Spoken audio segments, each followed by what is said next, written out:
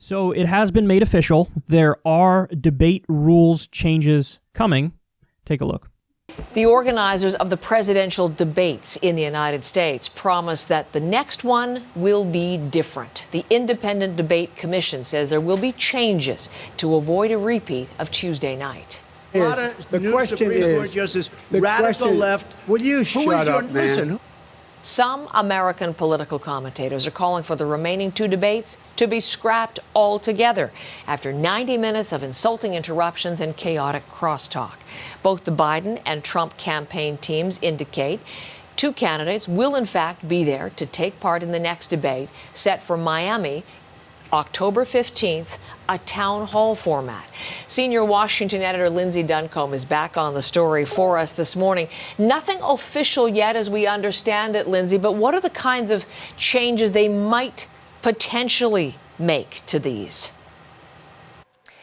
Well, the Commission on Presidential Debate says that they are looking at additional structures that would provide more orderly discussion. It isn't clear exactly what they mean by that. One of the suggestions that has come up is the idea that the moderator would have the power to turn off the microphone of the candidate to avoid some of those interruptions that were largely coming from the President of the United States. You know, it is hard to get Americans to agree on much in politics, but there seems to be widespread agreement that what happened on Tuesday night was a disaster, and a lot of the blame for that disaster is going right at the president. So I think what they're going to go with is giving the moderators the ability to cut the mics. I'm pretty sure that's the direction that they're going to go in. And I mean, this is what a lot of people were calling for after last debate. Now, we already spoke a little bit about this on the last show, but I do have to say I don't agree with that approach. You know how quickly they're going to abuse that? The moderators, I mean. They're definitely going to abuse that. And if you think that the left-wing candidates aren't going to be the number one target from these moderators, I don't know what to tell you. I mean, clearly Bernie Sanders got treated the worst of all the candidates. That's obvious. All the gotcha questions, all the misleading framing, all the, he gets the aggressive follow-ups, other people don't. Like, now you're giving these moderators more power, and they're definitely going to abuse it, or definitely going to use it in a way that you and I find egregious.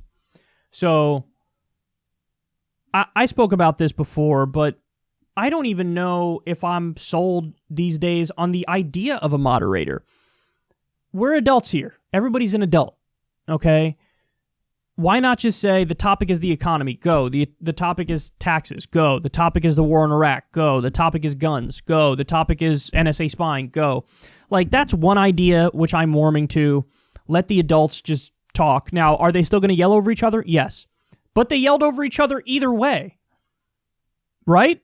So either you get annoyed by hearing the voice of three idiots, Trump, Biden, Chris Wallace, or you get annoyed by hearing the voices of two idiots, Trump and Biden.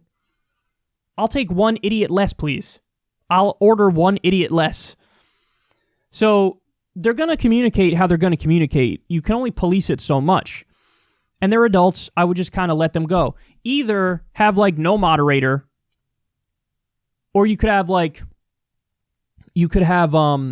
questions from the people and just submit them and have somebody read them and that's it. I'm thinking of a minimalist approach in terms of moderators. Now, a lot of people say, yeah, but the problem is there's going to be no fact checking if you do that.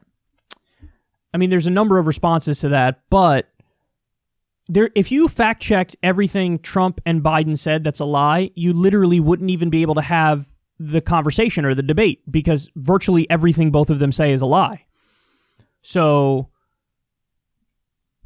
even if you did it exactly right and you fact-checked everything they said, that would be really annoying to people because they'd be like, holy shit, the moderator's talking more than Trump and Biden.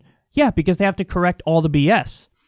And beyond that, I don't trust the The people who are going to do the moderating, generally speaking, I don't think they're good at fact-checking. I think that, it's like Jake Tapper. Remember when Jake Tapper did the lie of a so-called fact check where he said, actually, no, Medicare for All doesn't save money, when it absolutely does. So I don't trust the sources. Like, in other words, you might want fact-checking, but I would say to you, who's going to fact-check the fact-checkers? Because the people that we have as fact-checkers now are terrible. So, in other words, I'm trying to build a case here for less moderation. Either don't have a moderator or just have audience questions, read them and that's it, or have very, very limited intervention from moderators. But the thing that gets under my skin more than anything really is like this idea. You're arguing and you're debating to try to get in the most powerful office in the world, and the format is, I'm going to ask a question and then give you 2 minutes to respond? Why 2 minutes? We're all here watching it. Like, let it go as long as it has to go. And again, this is why the Joe Rogan idea gained a lot of steam.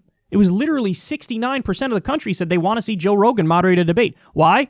Because when it's Joe Rogan, it's just a conversation with these people, and he gets them to open up in a way that other people don't get them to open up. And it's just a better format. It's just a more open, honest, entertaining format.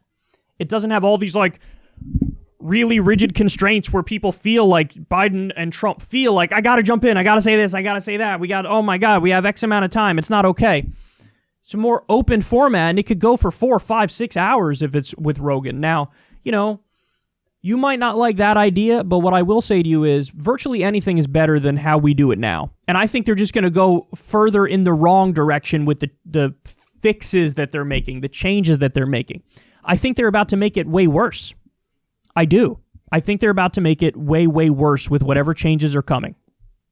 So we'll see what direction they end up going with the changes to the debate format, but they really should try something new. But they're not going to do that. And the reason why they're not going to do that is because it's a scam. The people who run the debates, it's a scam. It's the Democratic and Republican parties who came together and wanted to exclude third parties.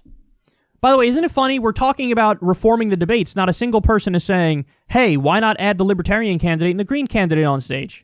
Nobody's saying that. Nobody's saying that. So you want to reform the debates, but still make them incredibly exclusionary. We have two choices that people don't like, and nobody's saying, hey, bring on more options. Because it's a scam. Because, again, it's run by the Democratic and Republican parties. And it's run by the Democratic and Republican parties, and they want to limit it to make sure nobody questions their power, whether it's a Green, a Libertarian, or some independent like Ross Perot when Ross Perot ran. So they want to reform them to make it still rigged and terrible. And that's a problem.